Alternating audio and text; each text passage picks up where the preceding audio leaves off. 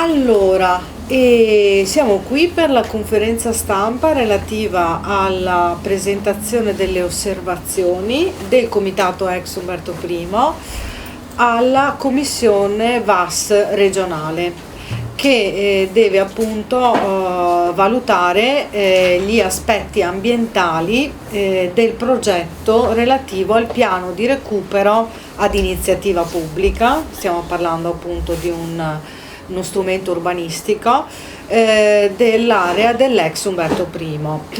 Allora, il comitato aveva già presentato delle osservazioni in sede urbanistica agli uffici tecnici del comune. Adesso però siamo in una fase diversa, perché questa procedura, appunto piano di recupero a iniziativa pubblica, prevede queste fasi per legge e quindi noi siamo in questa fase.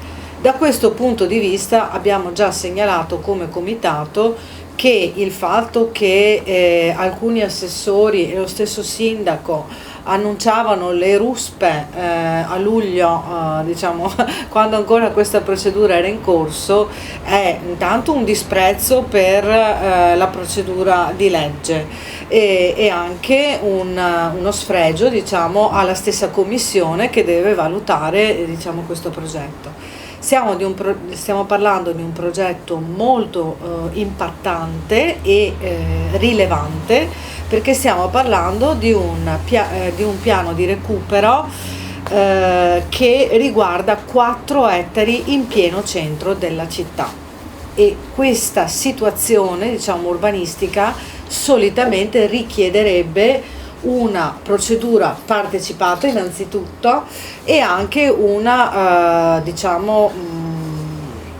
collaborazione tra più voci, anche dei diretti interessati, anche della proprietà, però un confronto. Invece qui abbiamo un piano redatto da uno studio di architettura che non conosce, cioè, o almeno conosce in parte la realtà della città di Mestre, che è una città particolare.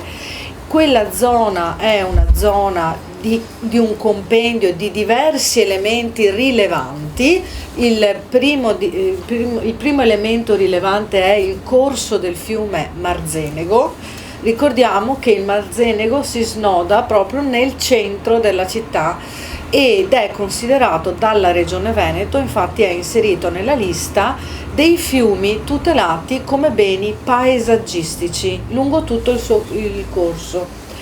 Quindi stiamo parlando di un insieme di elementi importanti, perché abbiamo l'elemento ambientale, la zona umida del fiume, abbiamo delle rive che sono anche particolari. Infatti non so se voi avete presente quello che è stato, diciamo, approfondito, fatto anche con Giorgio Sarto i meandri del fiume Marzenego, che appunto sono il corso originario del fiume, che sono dei meandri molto mobili, molto fragili, perché hanno delle rive fragili. Infatti ricordate anche il fatto che in via Circonvallazione c'è una riva crollata con il nastro da un anno, quindi voglio dire è la prova provata che stiamo parlando di rive fragili, e lì è prevista la costruzione di uno dei 4, come esempio, grattacieli del piano Ali, che è alto più 3 metri della torre Hybrid. La torre Hybrid è la torre che voi vedete prima del cavalcavia per andare a Marghera e a Venezia, ed è alta 84 metri, un gigante. Quel gigante più 3 metri viene prevista la fondazione sulle rive del Marzenego, le stesse rive di cui abbiamo parlato adesso, molto fragili, mobili. Tra l'altro Mestre in agosto ha avuto degli allagamenti importanti dovuti proprio a disequilibri idrogeologici. Poi abbiamo l'elemento archeologico, abbiamo una evidenza tutelata dalla soprintendenza, che ancora oggi non è tutelata perché è all'interno di un edificio fatiscente, la Casa delle Suore, dove ci sono dei reperti archeologici importantissimi che sono databili nell'anno 1000, diciamo dagli studi di Vladimiro Dorigo, e che parlano appunto della fondazione della stessa città di Mestre, perché il Castelvecchio era l'origine, diciamo, del primo nucleo diciamo abitativo della città. Quindi stiamo parlando di degli elementi importantissimi. Abbiamo gli elementi visibili non tutelati perché sono all'interno di un edificio fatiscente, abbiamo delle probabili evidenze archeologiche all'interno del terreno, perché lì insistevano le mura del vecchio castello, del Castelvecchio, che probabilmente nella zona meno compromessa dalle fondazioni del padiglione dell'ospedale sono ancora all'interno diciamo, del terreno. Abbiamo il ponte di Castelvecchio, anche quello una traccia evidente diciamo dell'epoca costitutiva del nucleo della città di Mestre, e che era ancora al toponimo Castelvecchio, che era la vecchia strada che portava da Mestre a Treviso prima del terraglio. Quindi abbiamo delle evidenze molto importanti. Da ultimo, ma non da ultimo perché è una delle prime cose che noi tuteliamo, i padiglioni storici novecenteschi. Anche quelli fanno parte della storia della città e noi siamo fermamente convinti che vadano recuperati e tutelati. Tra l'altro ricordiamo che il piano di recupero a iniziativa pubblica, secondo la legge, riguarda proprio il recupero di edifici esistenti. Questo è il primo motivo per recuperare i padiglioni storici, che fanno parte di una fase storica di Mestre molto importante. Era l'ultima fase della vita del comune di Mestre, che con un grande sforzo anche della popolazione, perché i padiglioni sono stati costruiti con i soldi di famiglie proprio mestrine che hanno contribuito a costruirli e quindi fanno parte della storia della città. Sono un bene storico identitario per la città di Mestre che noi vogliamo assolutamente tutelare. Non solo, una delle osservazioni, dopo le vediamo tutte quante una per una, io vi sto facendo un discorso un po' generale adesso, riguarda proprio la nostra segnalazione per il momento nelle osservazioni di illegittimità amministrativa di alcune parti di questo piano, perché il piano di recupero prevede l'abbattimento del padiglione De Zottis. Il padiglione De Zottis, insieme a tutti gli altri padiglioni, fa parte, secondo il piano di assetto del territorio, il PAT, di elementi, sono cosiddetti elementi invarianti, che secondo la legge, cioè il piano urbanistico sovraordinato alla variante, nel senso la variante deve obbedire al piano sovraordinato che è il piano di assetto del territorio, e che dice che questi elementi non devono modificare la loro consistenza e anche la loro funzione, che è una funzione pubblica. Allora, il padiglione De Zottis viene modificato nel senso che viene proprio abbattuto, quindi questo è contrario al PAT. E quindi noi contestiamo questa scelta. Non solo, è previsto per il padiglione Cecchini un abbattimento parziale, laterale, e anche quella è una modifica della consistenza del padiglione Cecchini. Per il padiglione Pozzan è prevista una destinazione commerciale a ristorante. Questo non è corrispondente alla funzione pubblica che è prevista proprio dal PAT, dove questi elementi, i padiglioni, sono considerati invarianti sia nella loro struttura che nella loro funzione, devono avere funzione pubblica. Quindi queste funzioni pubbliche devono essere, innanzitutto i padiglioni devono essere recuperati, come dice appunto il piano di recupero, e devono essere rimessi in funzione, e poi devono avere una loro destinazione ad attrezzatura pubblica, uffici pubblici, qualsiasi cosa che riporti anche, rivitalizzi la zona. Ricordo che il comitato, che viene sempre chiamato il comitato scontato del no dall'assessore Venturini e dal sindaco, in realtà ha sempre fatto molte proposte. Noi abbiamo fatto innumerevoli iniziative, molti di voi le ricordano, in cui abbiamo specificamente dato una destinazione possibile. Noi non siamo legislatori, non siamo amministratori, però abbiamo dato un'idea di come potrebbero essere utilizzati i padiglioni. Ad esempio, il padiglione De Zottis ha una vocazione sanitaria, diciamo anche riconosciuta come sanatorio, e ha una posizione particolare proprio per questo motivo. Secondo noi e anche secondo altre forze politiche che ci hanno affiancato e hanno proposto il recupero per esempio del padiglione De Zottis come casa di comunità, visto che comunque il PNRR prevede anche questa possibilità. Noi abbiamo anche pensato al padiglione Pozzan, che è in una posizione strategica perché è a ridosso, anzi è adiacente alla casetta delle suore, che contiene appunto i reperti archeologici, come possibile destinazione culturale. Pensiamo ad esempio al Museo di Mestre, che non ha mai avuto una degna diciamo allocazione, e anzi non è mai stato costituito. Abbiamo ancora appunto i pezzi che potrebbero costituire questo museo in un magazzino, in una specie di magazzino. Era un'idea di Giorgio Sarto che poi ha fatto scaturire l'M9, che è tutt'altro che il Museo di Mestre, ovviamente sappiamo. E quindi Mestre ancora oggi ha bisogno di una ricostruzione storica della sua identità, viste anche le numerose ferite morali e materiali che ha avuto nel corso del tempo.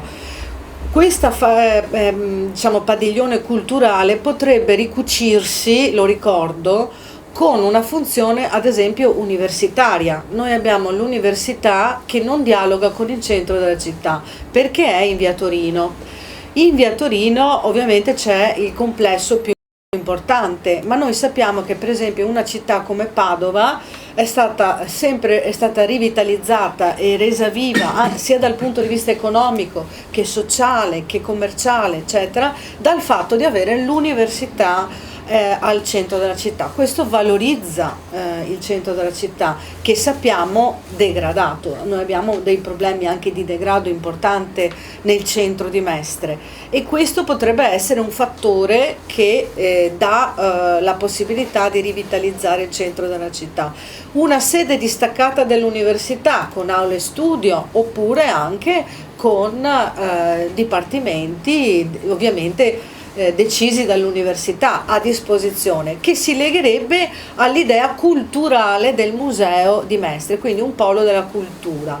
Il Cecchini è un padiglione che si presta moltissimo a uffici pubblici anche strutturati e importanti, come per esempio potrebbe essere un'anagrafe, piuttosto che dei sportelli, come abbiamo proposto noi, per sportelli sociali. Per esempio anche era stata fatta la proposta dei sportelli per la violenza sulle donne, comunque in ogni caso gestiti dal comune con le funzioni amministrative per il comune, e spazi sociali. Pensiamo per esempio al CUP, che è attualmente occupato diciamo, dal collettivo Pandora, che anche se stiamo parlando di una occupazione che non ha avuto nessuna, ovviamente essendo occupazione, nessuna autorizzazione o aiuto da parte del comune, ha comunque rivitalizzato con quelle poche forze dei ragazzi un pezzo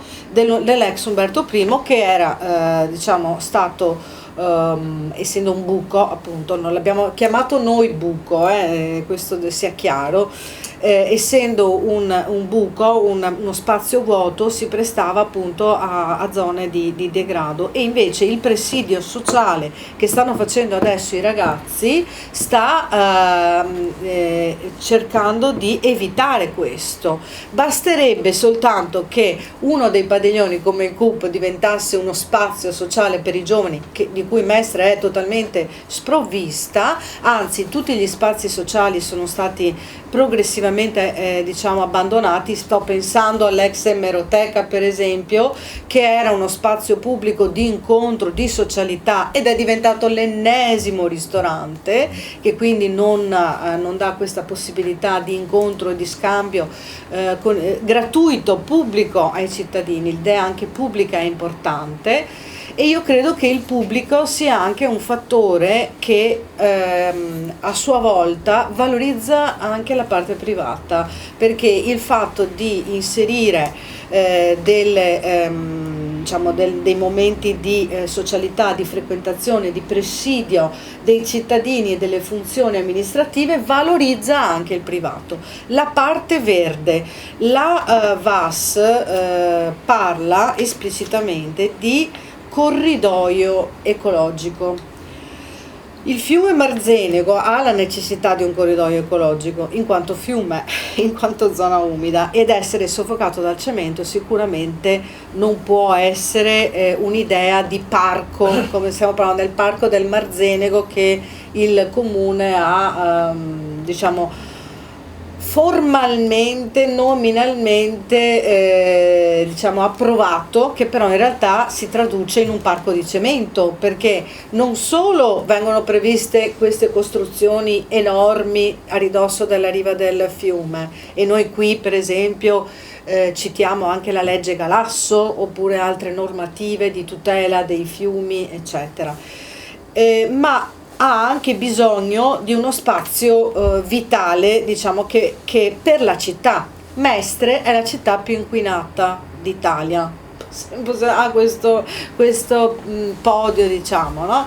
Siamo a ridosso di una strada molto trafficata, e un corridoio ecologico e la tutela del verde esistente, che non deve diventare aiuola di condominio come è nel progetto, dove abbiamo un verde sacrificato a ridosso delle costruzioni. Il verde ha bisogno del suo spazio, e lì abbiamo la zona interclusa tra i 3 padiglioni storici che sono appunto il Cecchini, il Pozzan e il De Zottis, che è rimasta integra come zona dei Giardini Berna, che noi appunto chiediamo alla Regione di valutare, proprio perché la Regione fa riferimento alle direttive europee sul verde eccetera. Quella è una zona di verde integra che non deve essere spacchettata dal piano.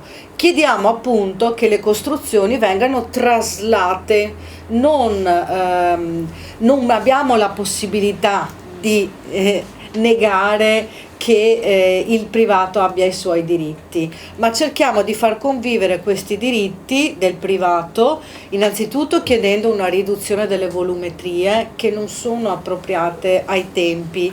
Le volumetrie del 2008 dell'ospedale del 2008 non sono proponibili né nel mercato immobiliare attuale, che non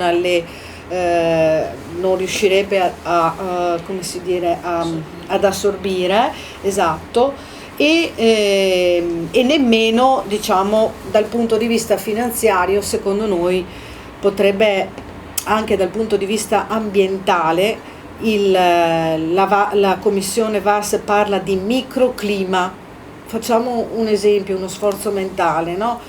La copertura del suolo, non sappiamo bene in estate che cosa vuol dire.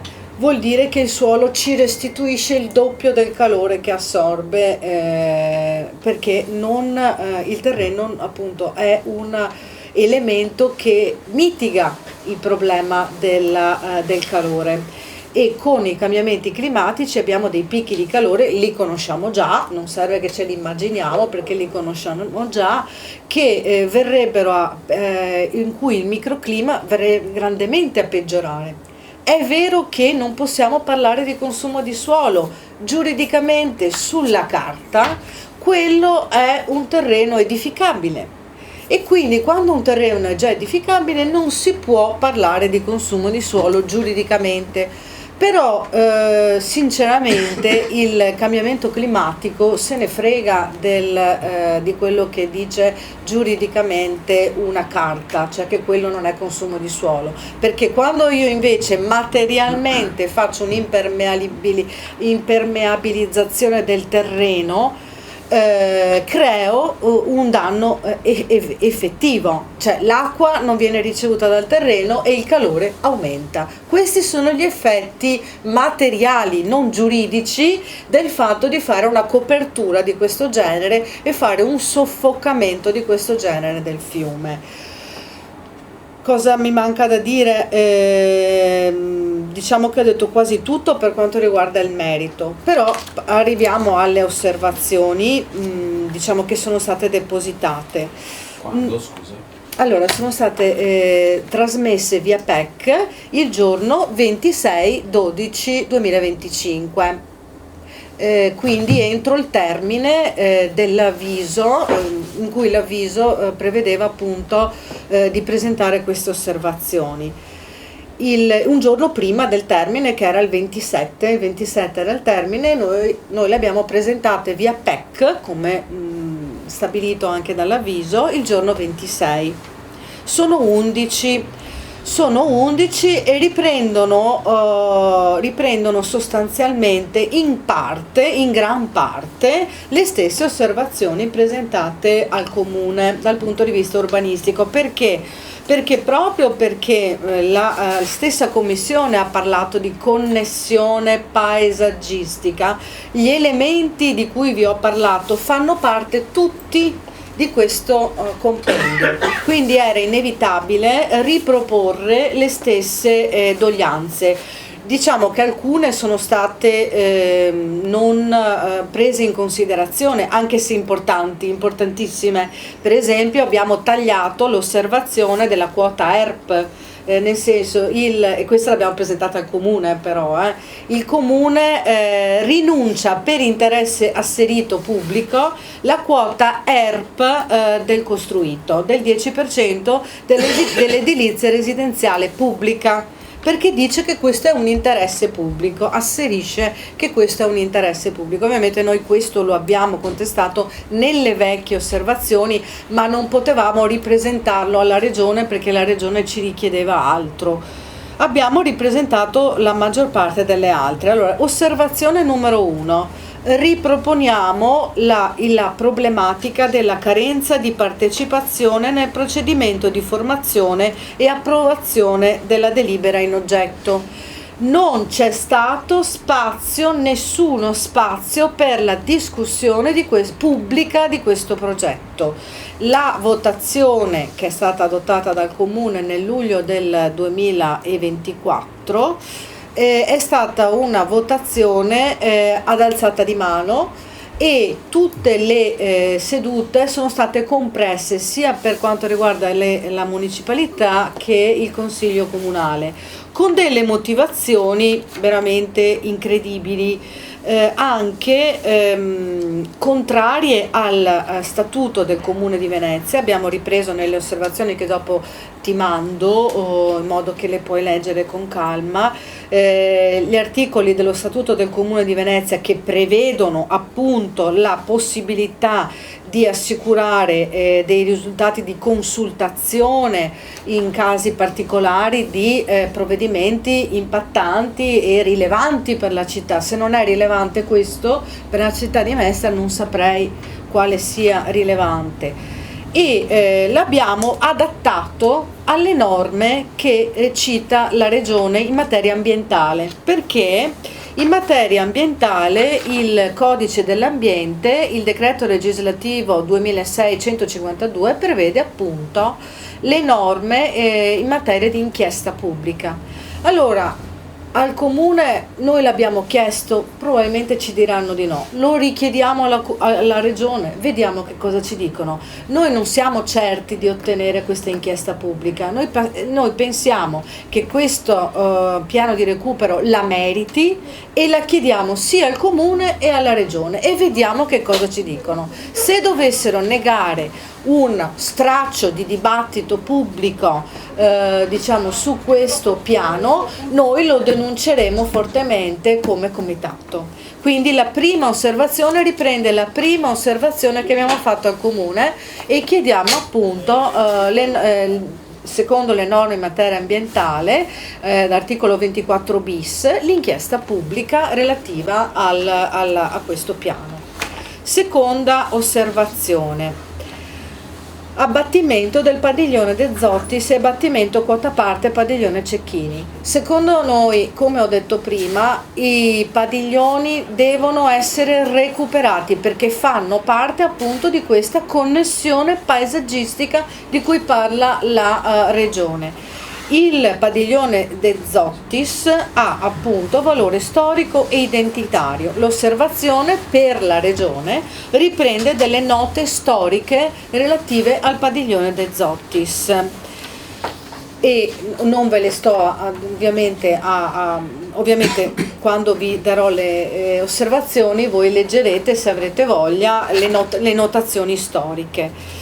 E abbiamo fatto alcune foto e abbiamo rilevato anche che la struttura del padiglione ha un pregio architettonico e questo ce l'ha insegnato Giorgio Sarto, che appunto ha fatto parte del nostro comitato e abbiamo una sua eredità molto forte, che ci ha spiegato perché questa struttura ha un pregio architettonico. Aveva delle grandi vetrate che servivano appunto per far entrare il sole come sanatorio e ha una struttura particolare che noi appunto evidenziamo nelle osservazioni. Chiediamo che non venga abbattuto il padiglione De Zottis. In più, per la regione, diciamo, cara regione, che ovviamente noi abbiamo tutto rispetto, ci mancherebbe, sappi che al posto del padiglione De Zottis uno dice elimino un bene ma ci sarà un vantaggio. Qual è la contropartita dell'abbattimento del padiglione De Zottis? Un parcheggio a raso sulla riva di un fiume, che dal punto di vista ambientale è, io penso, quanto di più nel 2025 assurdo, perché forse negli anni 50 si poteva pensare, ma forse neanche, di fare una cosa del genere, ma nel 2025 un parcheggio a raso sulla riva di un fiume, io credo che sia anche per la regione che appunto si occupa di ambiente, quanto di più sbagliato si possa fare. E quindi noi mettiamo in questa osservazione in confronto la perdita del bene identitario con l'acquisto di un parcheggio a raso sulla riva di un fiume. Osservazione numero 3: mantenimento, come vi dicevo prima, delle funzioni pubbliche del padiglione Pozzan e illustrazione di proposta del comitato. Allora, questa proposta voi direte cosa c'entra con la commissione VAS ambientale? Queste cose servono perché un padiglione commerciale che fa da ristorante, ok, ha un impatto anche ambientale secondo noi, perché abbiamo già un supermercato che avrà camion che in via Antonio da Mestre, che è una meravigliosa via pedonale alberata, un'arteria meravigliosa della città, diventerà il retro di magazzino con tutti i camion che tutti i giorni di tutto l'anno porteranno merci, inquinamento e problematiche di vario tipo. Quindi secondo noi mantenere le funzioni pubbliche non è soltanto un qualcosa che va bene ovviamente per i motivi di cui sopra, per mantenere comunque il valore storico, identitario e sociale, ma anche dal punto di vista ambientale, perché quella connessione paesaggistica si mantiene con questo tipo di socialità, non con una socialità di un ristorante che si aggiunge al centro commerciale. Io credo che un centro commerciale sia di quanto più lontano dall'ambiente si possa pensare.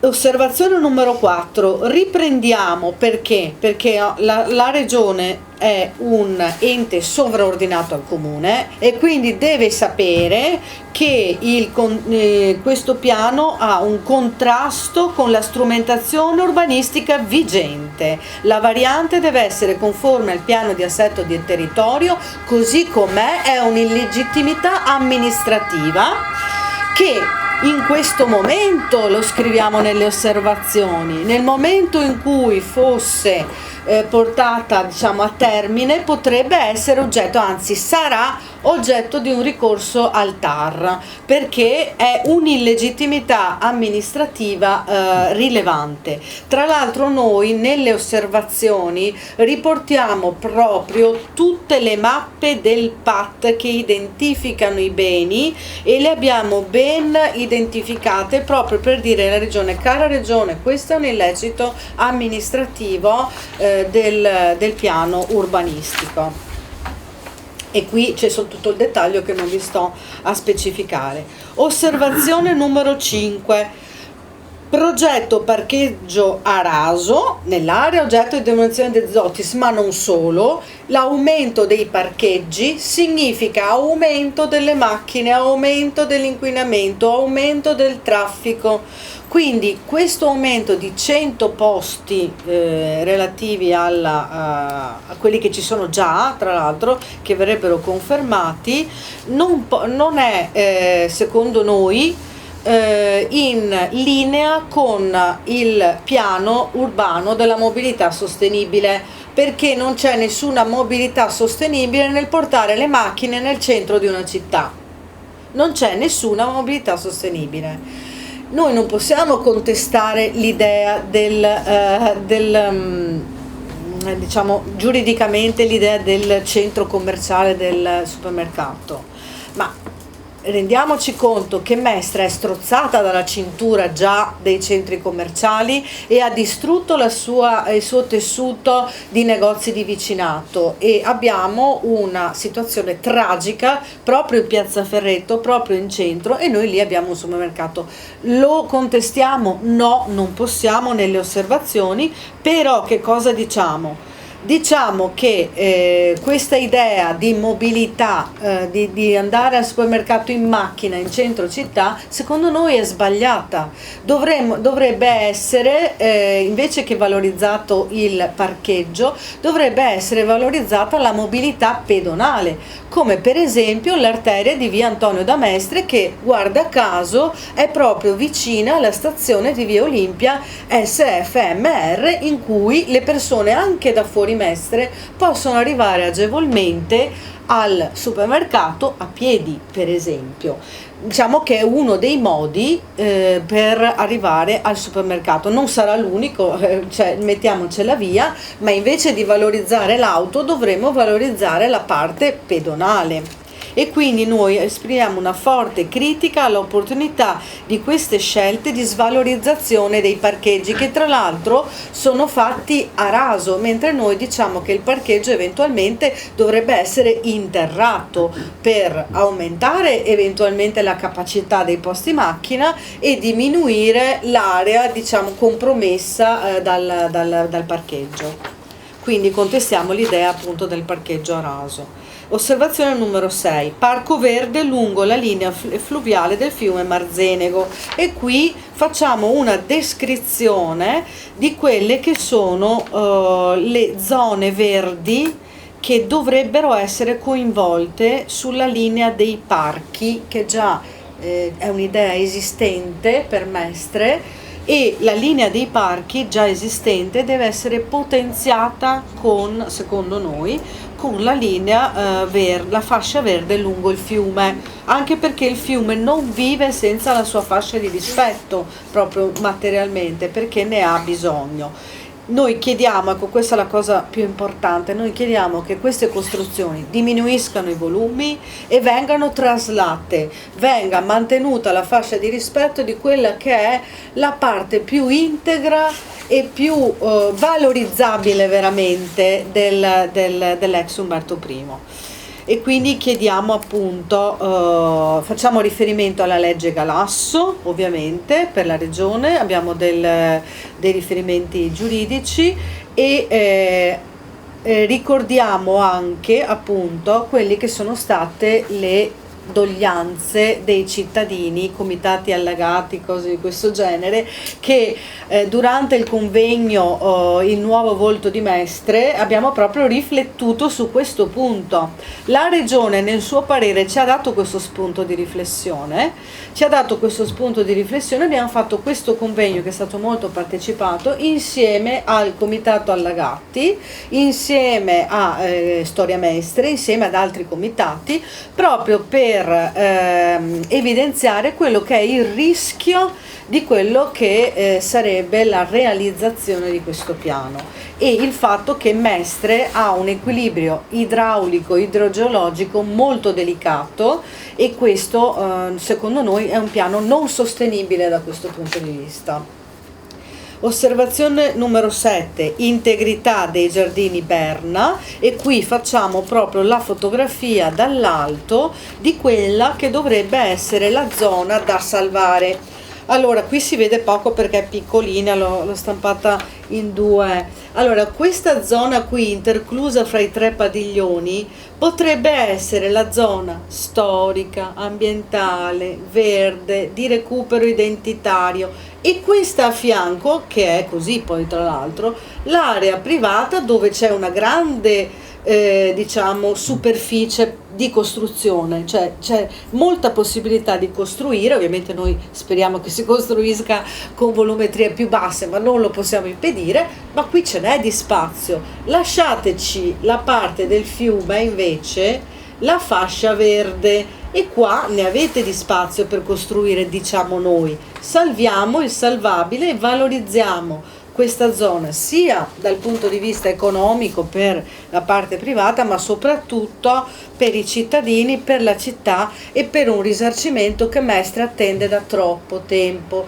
dopo i disastri del Parco Ponci, dopo i disastri che ha subito nel corso degli anni. Non siamo più negli anni 50, siamo a un bivio. Se oggi come oggi accettiamo che una torre hybrid sia a qualche metro di distanza dalla torre di 24 metri di Piazza Ferretto, vuol dire che noi non riconosciamo a Mestre un centro storico, perché queste cose non si fanno in un centro storico.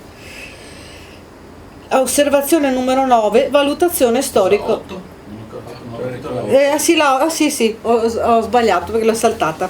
Torri fuori scala, era il discorso che stavo facendo adesso, rispetto alle misure urbanistiche del centro storico di Mestre. E qui facciamo appunto riferimento alla legge Bottai, addirittura del 39, sulla tutela dei centri storici. È una legge importante perché pone dei principi che nell'urbanistica poi si sono stati sviluppati ovviamente, ma che identificano il centro storico non come singoli oggetti del centro storico, ma come una successiva legislazione urbanistica paesaggistica di insieme, un complesso. Allora noi abbiamo una torre, e qui lo diciamo nell'osservazione, che è databile, diciamo, la sua costruzione principale, che poi non era solo la torre di San Lorenzo, ma era anche una specie di costruzione, diciamo, difensiva, che era adiacente alla torre. Andrea lo sa bene perché abbiamo fatto anche diciamo, le guide da questo punto di vista. Tra il 1108 e il 1245 stiamo parlando di una datazione a ridosso della fine dell'Alto Medioevo, inizio del Medioevo. Comunque una datazione importante, ed è questa torre è alta 24 metri ed è più o meno lo skyline originario di tutta la città di Mestre, perché proprio perché vicino alla laguna aveva bisogno di avere una visione, diciamo, libera dello spazio, proprio perché Mestre ha sempre difeso Venezia come presidio di terraferma. Le costruzioni sono sempre state basse e noi oggi non riconosciamo più nessun tipo di storia in sfregio alla storia di Mestre, di questa città, e costruiamo un grattacielo di 87 metri, una torre hybrid a pochi metri dalla torre di Piazza Ferretto, con problemi di coni d'ombra che hanno anche evidenziato i residenti, per esempio, e che noi riprendiamo. Questi coni d'ombra possono arrivare fino in Piazza Ferretto, perché stiamo parlando di 87 metri, e di altre metrature importanti. Altre metrature importanti, il Donatello, faccio un esempio, diventa piccolo. Non so se mi spiego. Il Donatello diventa piccolo. Quindi l'ombra sarà ovunque, ombra e cemento, questo sarà diciamo il progetto. E quindi nella 8, scusa mi sono dimenticata di dire, era appunto riferito alle torri fuori scala rispetto alle misure urbanistiche del centro storico di Mestre. Valutazione storico-archeologica, ovviamente qui chiediamo che i reperti tutelati dalla soprintendenza, che sono ancora all'interno purtroppo di un edificio pericolante che domani può crollare, ok? Con un problema di intemperie diciamo molto importanti, quegli edifici possono crollare, lo dicono gli stessi tecnici di Ali, non lo dico io, quindi lo dicono i tecnici di Ali. Questi reperti vanno salvati e vanno portati esibiti alla cittadinanza di Mestre, che ha diritto di conoscere le origini della propria città. Sono nascosti, non li vede nessuno, sono murati, vanno salvaguardati e vanno resi visibili. Nel piano di Ali c'è qualcosa di poco chiaro. Ali dice che per esempio la casetta delle suore ha una funzione religiosa. A noi non risulta che la casetta delle suore abbia oggi una funzione religiosa, casomai la chiesetta neogotica lì vicino ha una funzione religiosa, tra l'altro ce l'aveva fino a poco tempo fa, perché c'erano i moldavi che sono stati cacciati, vabbè, quella è un'altra vicenda, però anche lì è una dimostrazione di come un luogo all'interno del Umberto I con una semplice funzione possa essere rivitalizzato. Lì ogni domenica c'erano famiglie, bambini, persone che andavano a sentire la messa, ma anche con iniziative diciamo sociali importanti e molto belle, perché io ho partecipato e ho visto la loro vitalità, ed è stata una vitalizzazione del centro di Mestre. E vado avanti perché vedo che sei in sofferenza. Chiediamo che alla numero 10, ecco, questo è un aspetto di cui non ho ancora parlato, ma non è il meno importante, la viabilità. Allora, il piano di Ali, i tecnici dicono che la viabilità conseguente alla costruzione di una rotatoria in via Carducci, in via Circonvallazione e il fatto appunto del supermercato eccetera, non comporterà nessun effetto significativo per la viabilità. Allora, questa è una cosa che neanche un bambino delle elementari diciamo capisce che è sbagliata, perché oggi senza il supermercato, senza le costruzioni, noi abbiamo che un pullman del Sirio che magari si parcheggia in maniera sbagliata, Mestre è bloccata, e spesso quella strada la gente è in macchina ferma perché è un'arteria molto diciamo trafficata. Questa cosa della viabilità, che appunto vuol dire anche inquinamento, perché le macchine ferme inquinano di più, e dell'aumento delle macchine, è un aspetto che dal punto di vista ambientale, altro che microclima, altro che, è gravissimo dal nostro punto di vista, in una città che è già tra le più inquinate d'Italia, Quindi questa cosa della viabilità noi la denunciamo fortemente e presentiamo anche delle alternative, cioè la ciclabile, la sistemazione di via Circonvallazione in una certa maniera, fare in modo che gli accessi siano spostati da un'altra parte, da via Einaudi per esempio. Cioè abbiamo fatto anche delle proposte da questo punto di vista, perché gli accessi possano non essere troppo concentrati. Un numero 11, ultima, è sempre legata alla 10, la valenza urbanistica di via Antonio da Mestre. Allora, via Antonio da Mestre oggi è un viale pedonale alberato bellissimo, che non viene valorizzato perché c'è il buco vicino, ok?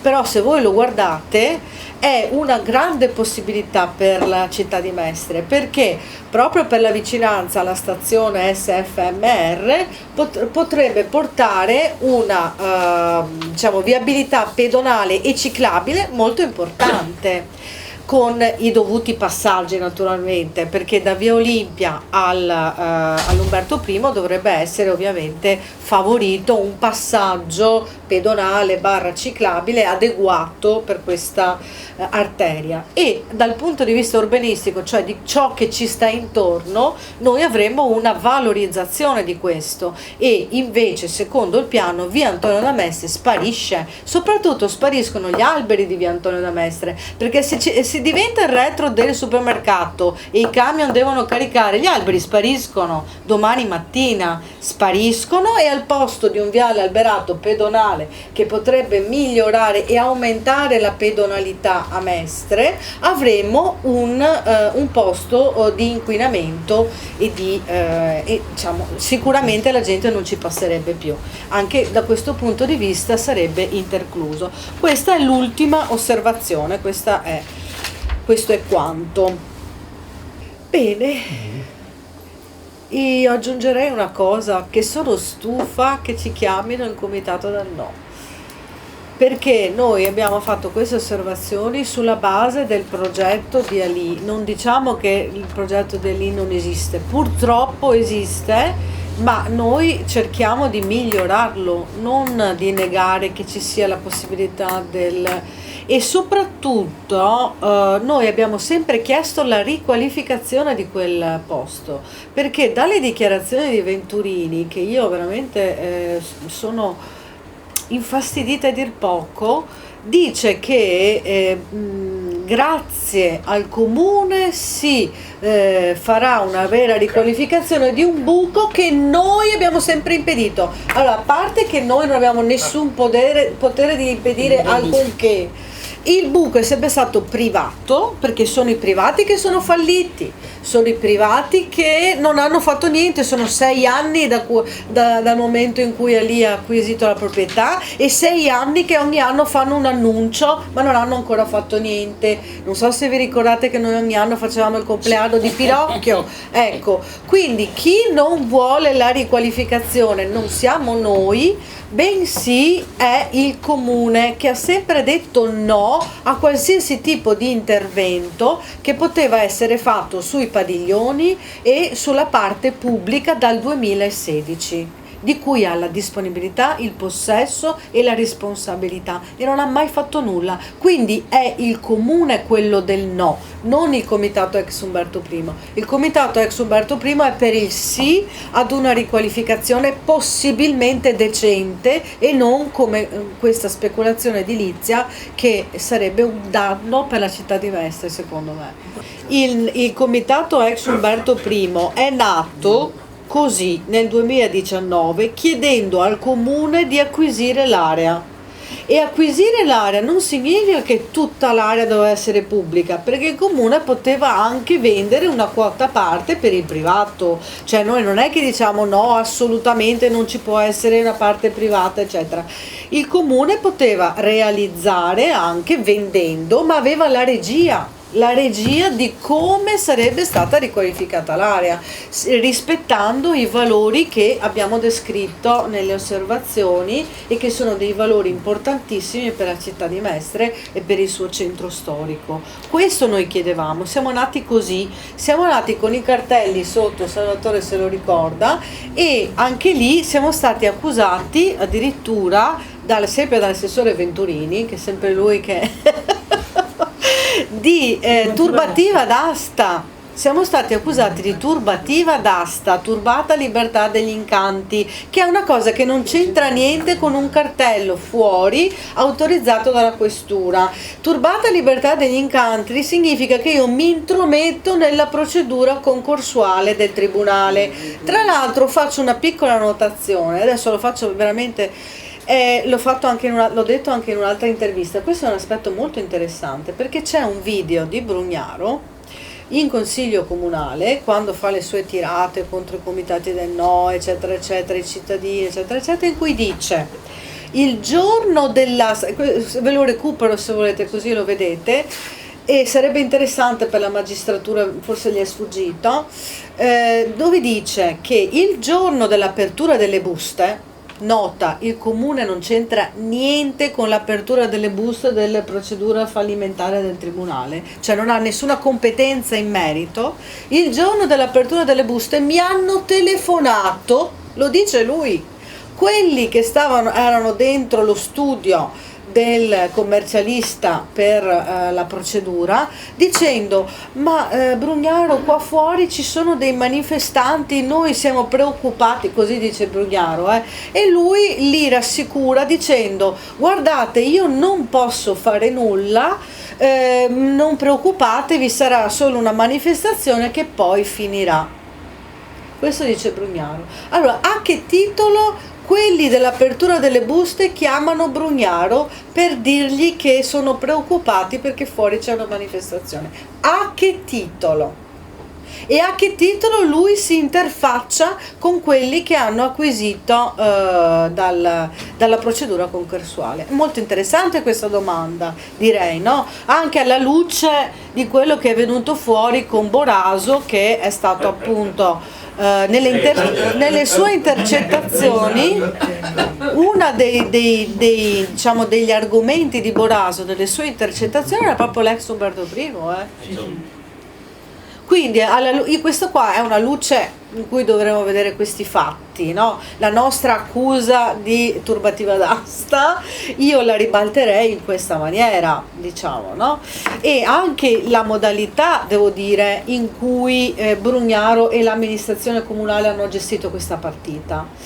La prima volta nel 2020, prima delle elezioni a settembre, hanno presentato Brugnaro e De Martin, loro due, con un video, il progetto di Ali.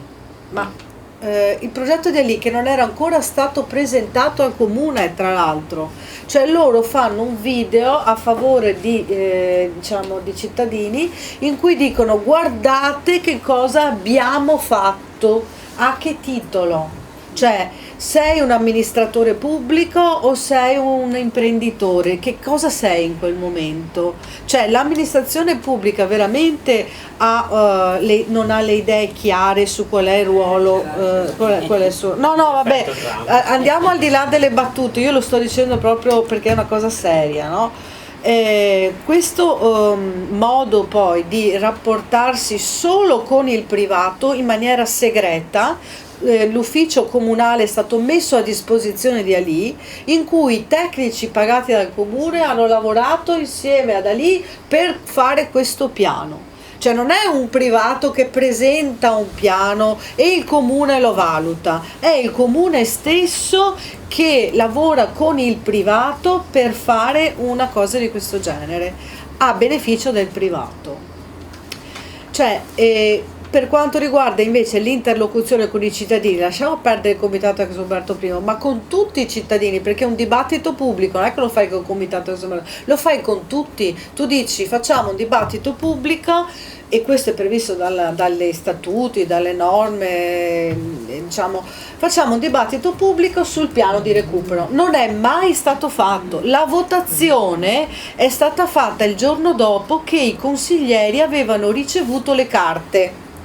Il giorno dopo i consiglieri hanno fatto così per ordine di scuderia.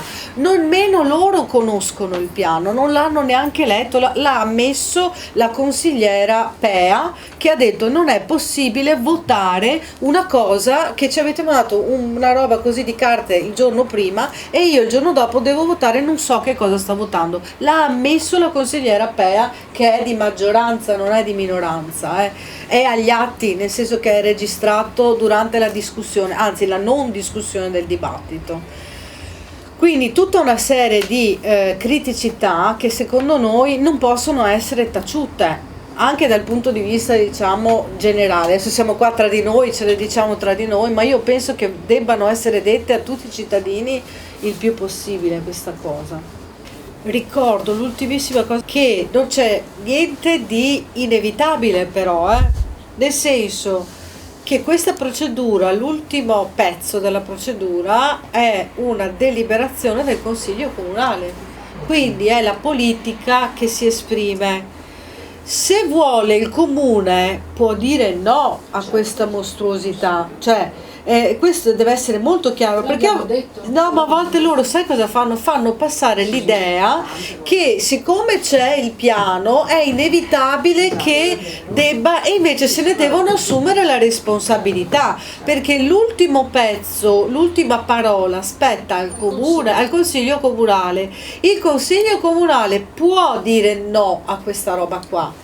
Cioè, che lo devono sapere tutti questa cosa, perché a volte Venturini e compagni e De Martì fanno passare l'idea che sia inevitabile arrivare alla approvazione del piano. Non è vero. Non è vero, perché se il Consiglio Comunale, anche attraverso l'opinione pubblica, che ovviamente cerchiamo per quanto possibile di sensibilizzare, dice no, no deve essere, cioè anche alla luce delle modifiche un po' politiche, anche degli equilibri. Io guardate, non guardo in faccia a nessuno su sta roba qua.